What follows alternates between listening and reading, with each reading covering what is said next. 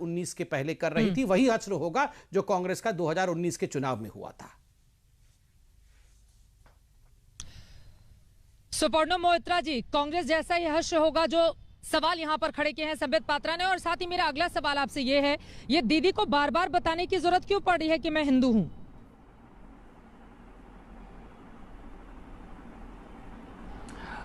चित्रा जी नमस्कार। जितने भी तमाम आज साथी हैं उनको भी मैं नमन करता हूं, और जितने भी लोग आज इस अनुष्ठान को देख रहे हैं आपके ज़रिए उनको प्रणाम करता हूं।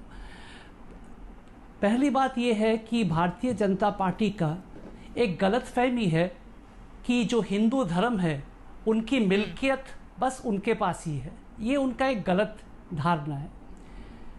ममता दीदी ने बार बार यही कहा कि वो जब धर्म, उनका व्यक्तिगत धर्म जो भी हो, हालांकि वो हिंदू खानदान में पैदा हुई है, ब्राह्मण की बेटी भी हैं, लेकिन उनका व्यक्तिगत धर्म के साथ एक सरकार की कार्य प्रणाली में उसके साथ कोई संबंध नहीं है। क्योंकि कोई भी सरकार जब चलता है, सरकार का एक नीति होता है, एक विश्वास होता है जिसके आधार पर वो चलते हैं।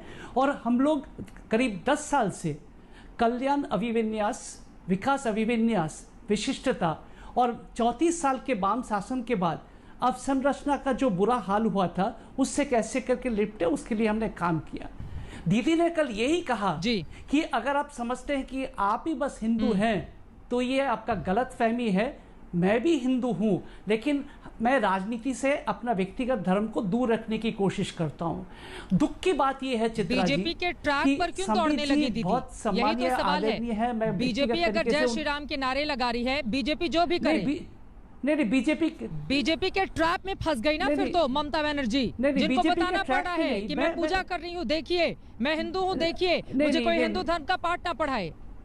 नहीं, मैं कह रहा हूँ, नहीं, मैं आपको जवाब देता हूं चित्रा जी, एक लाइन में आपका जवाब दे देता हूं। आपने अभी जब अनुष्ठान शुरू किया था, आप 1% बता रहे थे, 35, 65 ये सब फीसदी बता रहे थे। अगर सब लोग समझ जाएंगे कि ये ऐसे करने से दीदी ठीक नहीं कर रही है, क्या आप समझते हैं कि दीदी का कुछ भी बुद्धि नहीं है कि वो ऐसे काम करे कि वो इलेक्शन हार जाए? वो ऐसे करने वाले नहीं है। वो जो भी करते हैं डंके के चोट पे करते हैं। और हम लोग जो कल्याणकारी योजनाएं लाए हैं और 10 साल हमने सरकार चलाई, इसमें खामियां जरूर हो सकता है, लेकिन दुर्भाग्य की बात यह है जब बेरोजगारी, महंगाई, कल्याणकारी योजनाओं का जिक्र कहां हो रहा है? मंच से तो चंडी पाठ हो रहा है। ठीक है, मैं लौटूंगी आपके पास। केंद्रीय मंत्री गिरिराज सिंह की ओर से कहा गया है कि नर्वस हो गई हैं दीदी रोहिंग्याओं की तरह, इस वजह से